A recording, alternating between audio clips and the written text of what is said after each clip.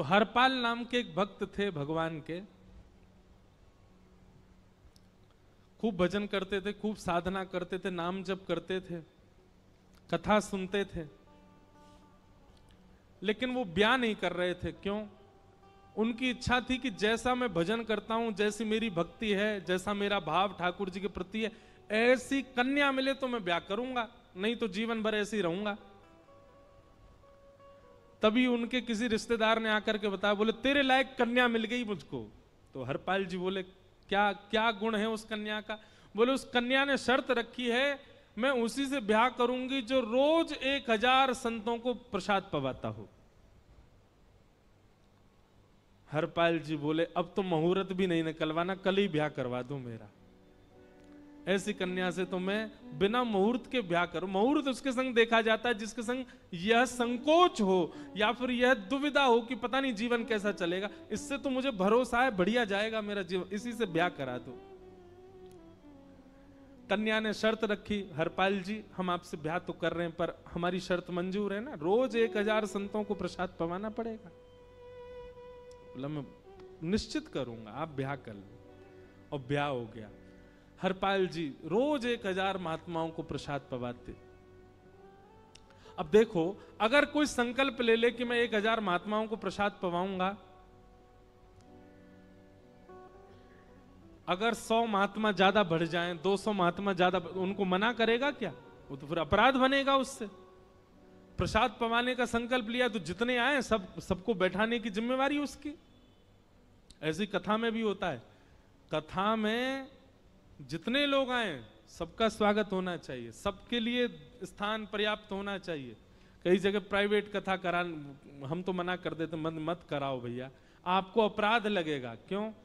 वैष्णव को पता चला कि कथा हो रही, वो सुनने आ गया, जगह नहीं मिली या फिर वो बैठ नहीं पाया, तो खाली रहे भले ही स्थान, पर फिर भी स्थान बड़ा रखो ताकि कोई भी आए तो कोई रहे ना कथा से, नहीं तो कथा कराने वाले को अपराध लगता है। वैष्णव बिना सुने चला गया। तो हरपाल जी ने नियम ले लिया, रोज 1000 महात्माओं को भोजन कराते। अब 1000 की जगह कभी कभी 1200 भी हो जाते, 1300 भी हो जाते, 1500 भी हो जाते। लेकिन हरपाल जी करते कुछ नहीं थे, कमाई का कोई जरिया नहीं था, केवल दादा परदादाओं की पुश्त से जो उनके पुश्तैनी धन था उसी को ही खर्च करते जा रहे थे। 1 साल तक बढ़िया चला, 1.5 साल बढ़िया चला, लेकिन 1.5 साल बाद धीरे धीरे धन खत्म होने लगा। जैसे ही धन खत्म होने लगा, हरपाल जी बड़ी चिंता में आ गए, क्या करें। पत्नी को नहीं बताते थे, क्यों? बोले इससे तो शर्त लगी, इसको क्यों बताऊं अपना दुख, इससे तो शर्त मेरी यही शर्त थी कि रोज 1000 संतों को भोजन कराना है। तो हरपाल जी ने बाहर जाते और दुकानदारों के यहां से जाकर के कर्जा लेने लगे। वो पुराने संपन्न थे तो किसी ने कर्जा देने से मना भी नहीं किया, सब देने लगे, बोले ले जा। इतना कर्जा कर लिया, 6-7 महीने तक कर्जे में भी उनके संत सेवा बंद नहीं हुई। 6-7 महीने बाद मांगने वालों ने मांगना शुरू किया, बोले हमारा दो, हमारा दो, हमारा दो। किसी का नहीं दे पाए तो पूरे नगर में ये हो गया कि भैया हरपाल जी अब पहले जैसी स्थिति में नहीं है, कर्जा इनको देना बंद करो, ये देते ही नहीं है पैसा लौटा करके। सब बिगड़ने लगा, धन नष्ट हो गया, इज्जत चली गई, लेकिन उनकी संत सेवा नहीं रुकी, रोज संत सेवा करते। एक दिन मन में विचार करने लगे, अब क्या करूं, अब तो मुझे कोई कर्जा भी नहीं देता, गहने भी सारे बिक गए, धन भी सारा खत्म हो गया। तो हरपाल जी ने मन बनाया कि मैं चोरी करूंगा, और चोरी करके ठाकुर जी, आप लोग मत करना ऐसा, चोरी करूंगा। हरपाल जी चोरी करने जाने लगे, लेकिन हरपाल जी का नियम था कि वो किसी के धन की चोरी नहीं करते थे। संपन्न लोगों के घर में जाते थे और उनकी रसोई घर की सामग्री चुरा लाते थे, चीनी, दाल, आटा, चावल, मूंग, नमक, मिर्च, ताकि भंडारा हो जाए सवेरे। इस प्रकार महाराज चोरी होने लगी। एक घर की हुई, दो घर, अब तो हल्ला होने लगा। बोले कि घरों की सामान, राशन चोरी हो जाता है। वो बड़ा विचित्र चोर है, धन नहीं चुराता है, राशन चुरा के भागता है। ऐसी चोरी होने लगी महाराज। अब तो लोगों ने अपने अपने घरों में पहरेदारी शुरू कर दी कि चोरी ना हो। तो हरपाल जी को और दिक्कत होने लगी, क्या करें, कैसे करें। धीरे धीरे हरपाल जी इस स्थिति में आ गए कि अब संपन्न लोगों के यहां उन लोगों को ढूंढते जो ना कभी संत सेवा करते ना वैष्णव सेवा करते, और उन लोगों के यहां जाकर के थोड़ा बहुत धन चुरा लेते, स्वर्ण चुरा लेते। करना कुछ नहीं, अपना घर नहीं बनाते थे, बसाते थे, संत सेवा करते थे। ठाकुर जी रीझ गए हरपाल से। ठाकुर जी बोले, देखो ये सब चोरी कर करके और मेरे संतों को पवारा है। ठाकुर जी बोले, इस पर अनुग्रह करने जाना। भगवान सिंहासन से उठ करके तैयार होने के लिए गए, और बढ़िया महाराज नकली सी मूछ लगा करके, ऊपर सिर पर पाग पहन करके, और थोड़ा पेट सा बाहर निकाल के, गले में खूब सारी जंजीर डाल के, हाथों की हर उंगली में अंगूठी पहन करके, सोने की जूतियां डाल करके, कौंधनी सोने की पहन करके, और एक बैंत समझते, वृद्ध लोग लेकर के चलते, बैंत, सोने का मड़ा हुआ बैंत लेकर के ठाकुर जी तैयार हो गए, एक सेठ जी बन गए। लक्ष्मी भैया ने पूछा, भगवान बड़ा सुंदर स्वरूप धारण किया, कहां जा रहे हो? बोले, अपने एक भक्त से मिलने जा रहे हैं। रुक्मणी जी बोली, मैं भी चलूंगी। भगवान बोले, तुम मत चलो, तुम उसको पहचान नहीं पाओगे, तुमसे अपराध बनी जाएगा। बोले, नहीं नहीं, भक्त दर्शन करने मैं तो जाऊंगी। भगवान बोले, जल्दी तैयार हो जाओ। सब लोग इधर देखो, वहां से कोई सामग्री आ रही है, कथा यहां हो रही है, इधर देखो, और फिर हम आंख बंद कर लेंगे, चाहे आप कहीं देखो। आंख खुली है तो हमको ही देखो। रुक्मणी जी एक सेठानी बन गई, ठाकुर जी सेठ जी बन गए, और दोनों ने मन में विचार किया कि हरपाल जी को दर्शन देना है। और यहां हरपाल जी की स्थिति क्या थी? अब संत सेवा के लिए कहीं से भी धन नहीं मिल रहा था।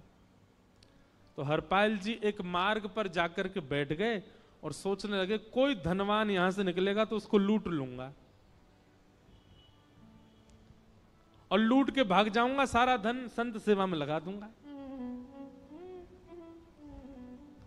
तभी उस मार्ग पर कोई और तो आया नहीं, ठाकुर जी सेठ बन करके आ गए। और महाराज खूब सारे गहने पहन करके, पाग बढ़िया सोने की जड़ाऊ पाग पहन करके, ऐसे वस्त्र पहन करके, और छम छम करते चलते आ रहे हैं। उन गहने ही बज रहे हैं ठाकुर जी के।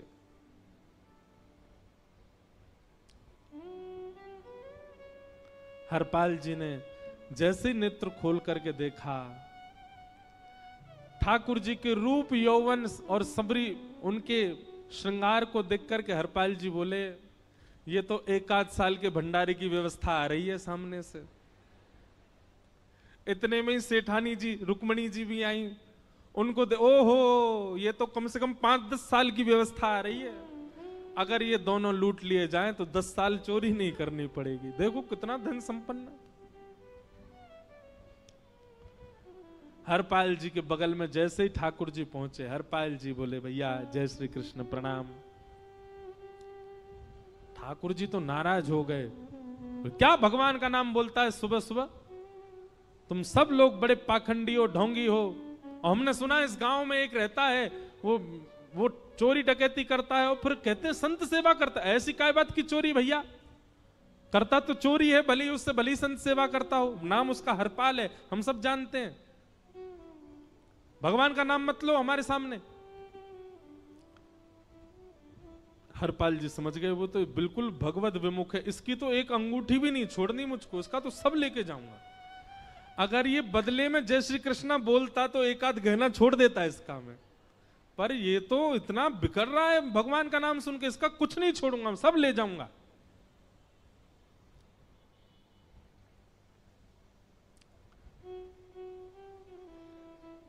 हरपाल जी बोले, हाँ भैया, एक रहता तो है डकैत इस गांव में, और उसका कोई पता नहीं है, वो कभी भी आ जाता है। लेकिन एक मार्ग जंगल में होकर के है, उसमें गांव में नहीं जाना पड़ता। जंगल से गुप्त चुप निकल करके पूरे गांव पार हो जाएंगे, आप शहर पहुंच जाओगे। उसका रास्ता मुझे ही पता है। सेठ जी बोले तो तुम हमको पार करवा दो। हरपाल जी बोले मैं पार तो करवा दूंगा, लेकिन भगवान मेरे घर कुछ मेहमान आए हैं, उनके भोजन आदि की व्यवस्था के लिए मैं तो बाजार आया था, मेरे पे धन नहीं है। आप यदि मुझको कुछ दे देंगे तो मैं घर पर व्यवस्था करके आऊंगा, तुरंत आपको लेकर के गांव पार करवा दूंगा। ठाकुर जी ने उसको कुछ सोने की मोहर दे दी, बोले लो तुम अपने घर की व्यवस्था कर आओ। हरपाल जी ने सामग्री खरीदी, घर पर पहले व्यवस्था करके आए। बोले आज की व्यवस्था हो जाए, क्योंकि आज तो 10 साल का सब चोरी करना समय लगेगा। पत्नी से कहा भोजन प्रसादी बनाओ, संतों को पवाओ। संत पूछेंगे मैं कहां है, तो कहना कि आप लोगों की 10 साल की व्यवस्था करने गए आज। हरपाल जी लौट करके आए और सेठ जी से कहा आइए आइए चल दीजिए मेरे साथ और हमारे संगी चलना बिल्कुल। ठाकुर जी रुक्मणी जी चलने लगे। जैसे ही विहंगम जंगल में पहुंचे, भयंकर भयावह जंगल, बीच जंगल में जैसे ही पहुंचे, हरपाल ने पीछे मुड़ करके देखा, दोनों चले आ रहे हैं। तुरंत महाराज वो तो अपने रूप में आ गया, शेर की तरह गर्जना करने लगा, अपनी लाठी धर दी सामने और अपने सिर का स्वाफा निकाल करके सामने बिछा दिया। भगवान जो सेठ जी के रूप में आया, भगवान बोले भैया ये क्या कर रहे हो? बोले मैं ही हरपाल हूं। सारे सामग्री निकालो, डाल दो यहां पे, एक चीज भी मत छोड़ना, नहीं तो तुम जानते नहीं हो तुम्हारा क्या करूंगा। ठाकुर जी तो थर थर कांपने लगे। रुक्मणी जी बोली देखो कैसा नाटक कर रहे हैं। रावण के आगे नहीं डरे थे, कुंभकर्ण के आगे नहीं डरे, हिरण्यकश्यप के आगे नहीं डरे, और वो हरपाल के आगे ऐसे कांप रहे हैं। भगवान तो मन की सब समझ जाते हैं, कौन ही मारने, वो तुम भी कांपो क्यों? बोले भक्त है भैया, ये हमारो भक्त है। अनुब्रजाम में हम नित्यम पूये ये तन्य रेणु भी, इसने हमारे लिए सब गवा दिया, हमारे वैष्णव संतों के लिए सब लुटा दिया, इसके आगे भयभीत होने में कोई लज्जा नहीं। लक्ष्मी नारायण दोनों कांप रहे हैं और हरपाल कह रहा सब निकालो। ए सेठानी जी कान के कुंडल उतारो। कान कुंडल उतार दिए, नाक की नथनी उतार दी, सब उतार उतार के धर दिए, हाथों के सब कड़ूला आदि भी धर दिए। भगवान ने भी अपने सब उतार। बोले बैंत कहां लेके जा रहे, उसको भी धर दो। बोले अरे भैया बुढ़ापे की लाठी, हम गिर जाएंगे। बोले कुछ नहीं गिरोगे, धर दो इसको। जीवन में कभी राम ना, जय श्री कृष्ण बोलने पे चिल्ला रहे थे मुझ पे, रखो इसको यहां पे। सारा धर दिया। बोले बहुत बढ़िया हो गया, अब 10 साल की व्यवस्था हो गई। इतने में भगवान की कनिष्ठ उंगली में एक अंगूठी थी। हरपाल बोला ये कहां बचा के ले जा रहे हो, उसको दो। बोले अरे भैया ये तो बहुत बचपन की हमारी अंगूठी है और ये आज तक हमारी निकली नहीं है और ये निकल ही नहीं पाएगी, इसको बाहर हम निकाल ही नहीं सकते, इसको तो रहने दो हमारे पास। बोले तुम क्या जानो, इस अंगूठी से कम 1 हफ्ता संत भोजन होगा और तुम पे तो दया करनी नहीं है। चिल्लाए थे मुझ पे जय श्री कृष्ण बोलने पर, निकालो इसको। भगवान खूब प्रयास करें, वो नहीं निकले तो हरपाल जी ने उंगली पकड़ी, बोले इसको काट देता हूं मैं, तुम्हारे पास उंगली रहने का कोई काम नहीं है, तुम उंगली से करते ही क्या हो। और महाराज जैसे ही उंगली पकड़ करके काटने का मन किया, वो काटने ही वाले थे, इतने में ही द्वारिकाधीश भगवान शंख चक्र गदा पद्म धारण करके प्रकट हो गए सामने। रुक्मणी जी महालक्ष्मी के रूप में प्रकट हो गई और दोनों ने अपने अंक में हरपाल को भर लिया। हरपाल जी समझ नहीं पा रहे ये क्या हुआ, दूर हटे। बोले नाथ, हम साक्षात द्वारिकाधीश, ये साक्षात रुक्मणी तुम्हारी भक्ति से प्रसन्न होकर तुमको दर्शन देने आए हैं। हरपाल जी घुटने के बल बैठ गए, रोने लगे, सर रख दिया चरणों में, पटकने लगे। बोले नाथ, मैंने अपने नाथ को लूटा, आज मैंने अपने स्वामी के साथ डकैती कर रहा था, मैं अपने स्वामी की उंगली काटने पर मजबूर हो गया था, इसका मतलब तो मैं पापी हूं। मेरा पाप इतना प्रचंड हो गया कि मैं आपके रूप को नहीं पहचान पाया। भगवान ने हृदय से लगा, नहीं हरिपाल, तुमने कभी अपने लिए प्रयोग थोड़ी किया। तुम्हारी पत्नी भूखे सो जाते हो, लेकिन संतों को भूखा नहीं जाने देते। ठीक है, उसके लिए भले ही तुमने वह गलत मार्ग अपनाया जो नहीं अपनाना चाहिए था, परंतु उसमें उद्देश्य कोई और तो नहीं था, मेरे जनों की सेवा ही तो थी, मेरे वैष्णवों की सेवा। और देखो हरपाल, एक मेरी बात सुनो, आज तुम्हारे मन में ग्लानि होती है कि तुमने दूसरों का धन हड़प करके और उससे संत भोजन कराया। वास्तव में इसका विधान शास्त्रों में यह बताया गया, जिसके धन से भोजन बना और संतों ने पाया, परोसा भले ही किसी ने भी हो, कार्यक्रम भले ही किसी ने भी कराया हो, पर धन जिसका लगता है पुण्य उसी को मिलता है। तुमने तो अपने गांव के, शहरों के उन लोग जो कभी संत सेवा नहीं करते थे, उनके धन चुरा चुरा करके उनको पुण्य बांटा है। तुमने कुछ गलत नहीं किया है। हां, अपने प्रयोग में यदि लेते तो पाप हो जाता, लेकिन तुमने तो एक रत्ती भी अपने प्रयोग में नहीं ली, सब संतों में लगा दी, और जितने लोगों का धन चुराया उन सबको पुण्य प्रदान कर दिया। हम तुमसे बड़े प्रसन्न हैं। हरपाल जी चरणों से लिपट गए, बोले नाथ आप बड़े कृपालु, बड़े दयालु। भगवान बोले अब हमने दर्शन दे दिया, अब हम जाएं। और सुनो, ये सारा धन हमने दिया है, 10 साल का नहीं होगा इससे। तो बोले जब तक तुम जीवित रहोगे तब तक की सेवा बनेगी, इससे संत सेवा चलती रहेगी। ये सारा धन आभूषण हम लेकर के इसीलिए आए थे ताकि तुमको अब कभी किसी से मांगना ना पड़े, किसी से हड़पना ना पड़े।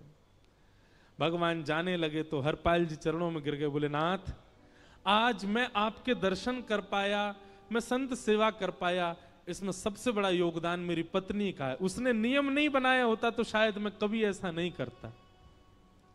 आप उसको दर्शन दिए बिना जाएंगे, मैं उसको क्या बताऊंगा? मैं उससे जाके कह भी नहीं पाऊंगा कि आप मुझे मिले, और उसकी वजह से आप मुझे मिले हो, कृपा कर उसको दर्शन दे दीजिए।